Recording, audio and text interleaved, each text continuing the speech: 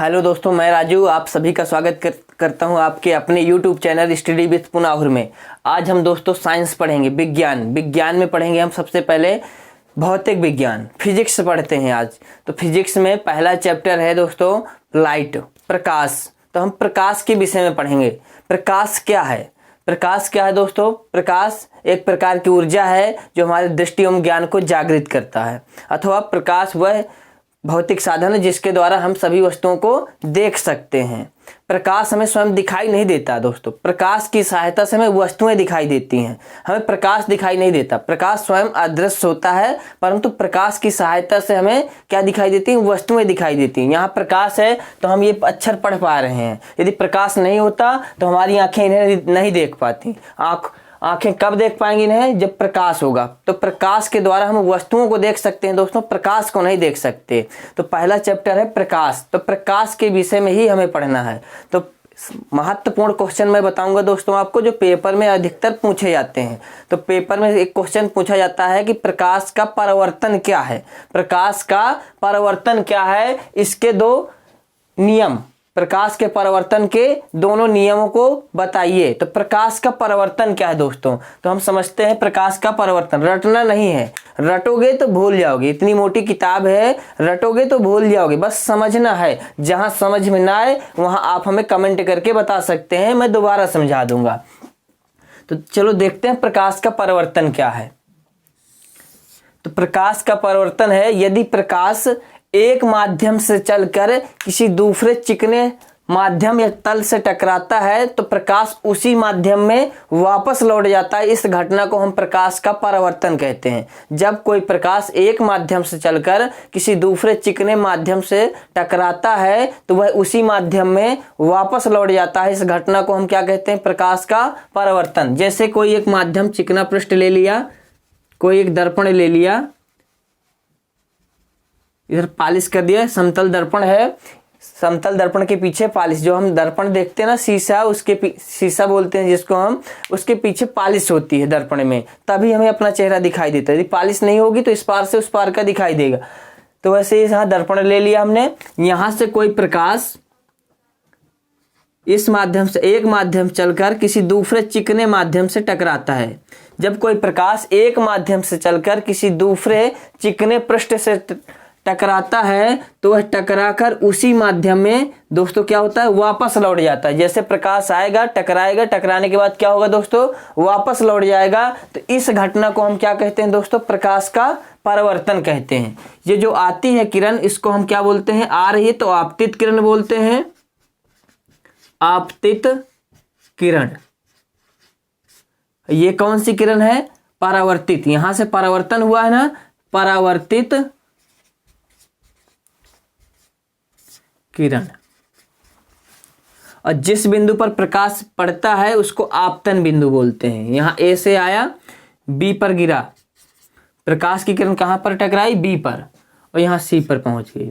तो बी जो होगा वो क्या कहलाएगा दोस्तों? आपतन बिंदु, आपतन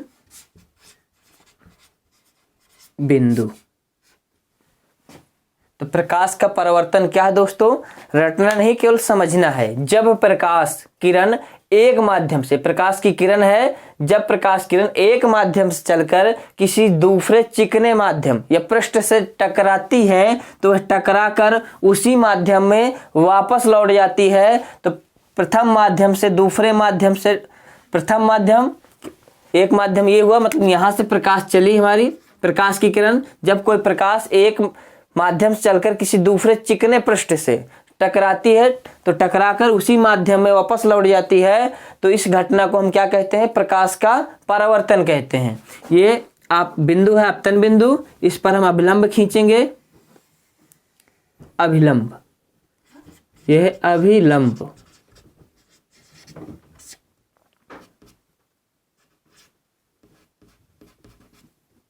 अभिलंब। तो जो अभिलंब और आपतित किरण के साथ जो कोण बनेगा, ये अभिलंब है, आपतित किरण ये है। जो अभिलंब और आपतित किरण के साथ कोण बनेगा उसको दोस्तों हम क्या बोलेंगे? आपतन कोण, आपतन कोण।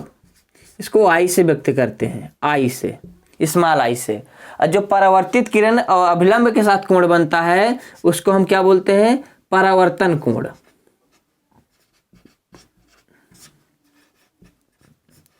इसको स्मॉल आर से व्यक्त करते हैं।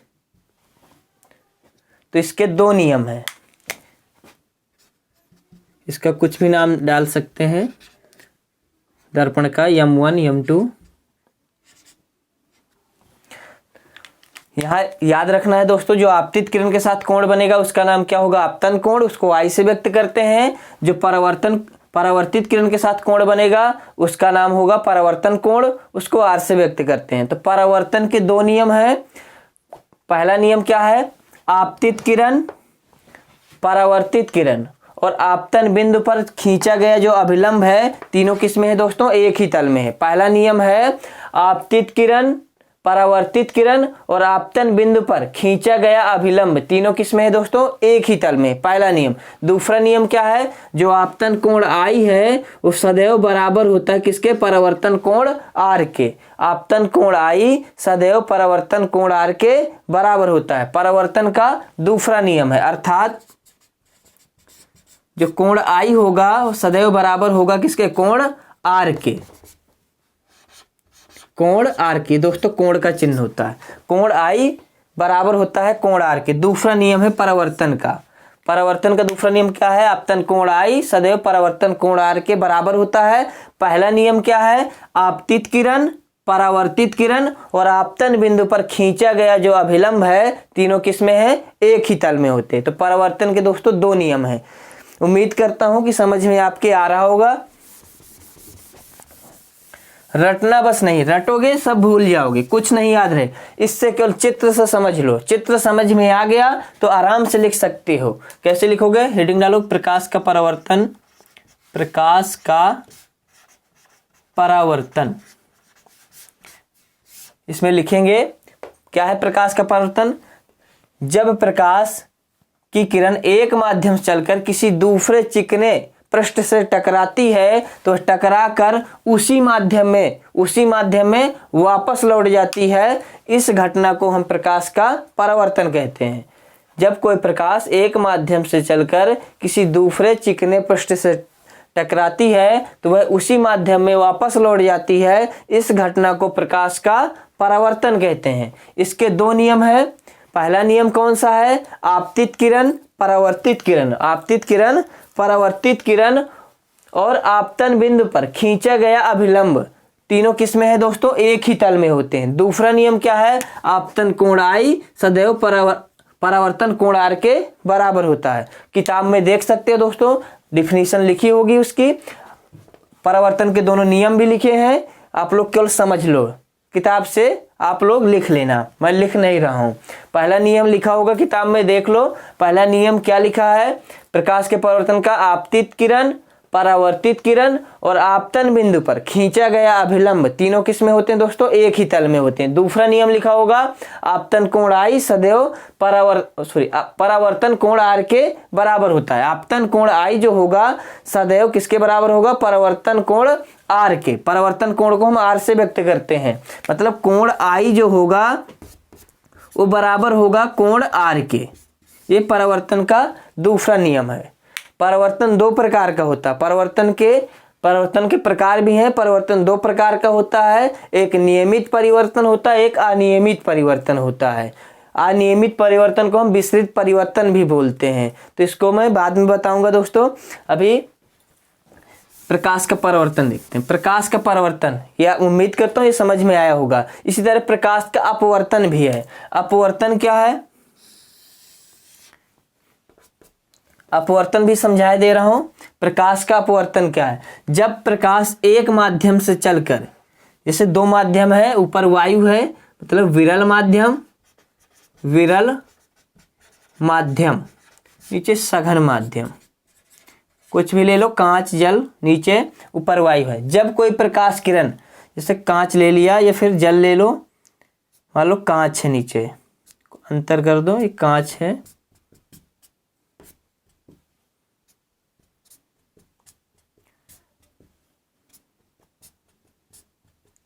ये भी क्वेश्चन पूछा जाता है दोस्तों पेपरों में कि प्रकाश का अपवर्तन क्या है, इसके दोनों नियम लिखो। इसके भी दो नियम हैं, जैसे प्रकाश के परावर्तन के दो नियम हैं, प्रकाश के अपवर्तन के भी दो नियम हैं। तो प्रकाश का अपवर्तन क्या है, ये विरल माध्यम है, वायु,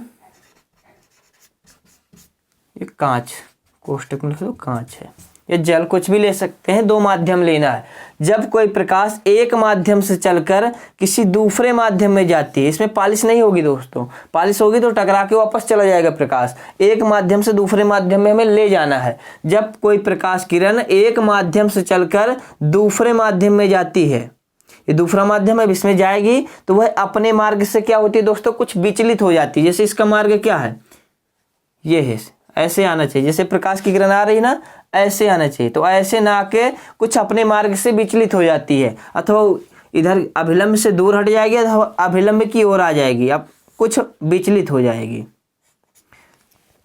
देखो यहाँ दोस्तों, यहाँ ये प्रकाश की किरण ऐसे आ रही है ना, तो ऐसे ना जाकर अपने मार्ग से सीधे ना जाकर अपने मार्ग से कुछ विचलित हो जाती है, तो ये क्या है, प्रकाश का अपवर्तन है। तो कैसे बताएंगे दोस्तों, जब कोई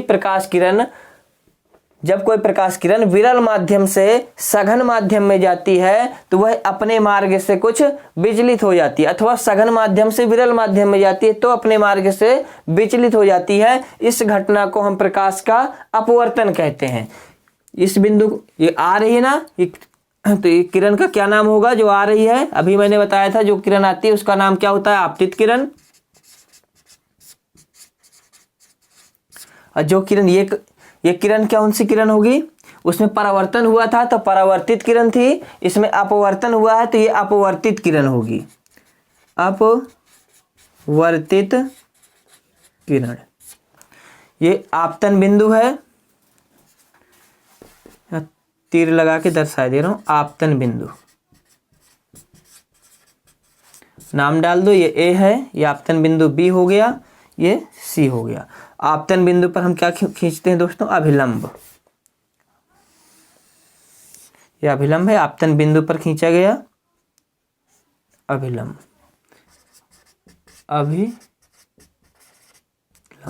तो इसके भी दोस्तों दो नियम होते हैं। पहला नियम, आपतित किरण और परावर्तित किरण। आपतित किरण, अपवर्तित किरण, उसमें परावर्तित किरण थी, इसमें अपवर्तित है। आपतित किरण, अपवर्तित किरण और आपतन बिंदु पर खींचा गया अभिलंब, तीनों किसमें है, एक ही तल में होते हैं। सेम वैसे ही, हल्का अंतर है, उसमें क्या था, आपतित किरण, परावर्तित किरण और आपतन बिंदु पर खींचा गया अभिलंब, तीनों एक ही तल में थे। इसमें आपतित किरण अपवर्तित किरण हो गया, उसमें परावर्तित किरण था, इसमें अपवर्तित हो गया। आपतित किरण और अपवर्तित किरण और आपतन बिंदु पर खींचा गया अभिलंब, तीनों एक ही तल में होते हैं। दूसरा नियम, जो इसका कोण होगा, आप अभिलंब और आपतित किरण के साथ कोण बनेगा, उसको तो हम बोलते हैं आपतन कोण। आपतन कोण, इसको आई से व्यक्त करते हैं, पर जो ये कोण बनेगा अपवर्तित किरण और अभिलंब के साथ, ये अभिलंब है तो उसका नाम क्या होगा, अपवर्तन कोण।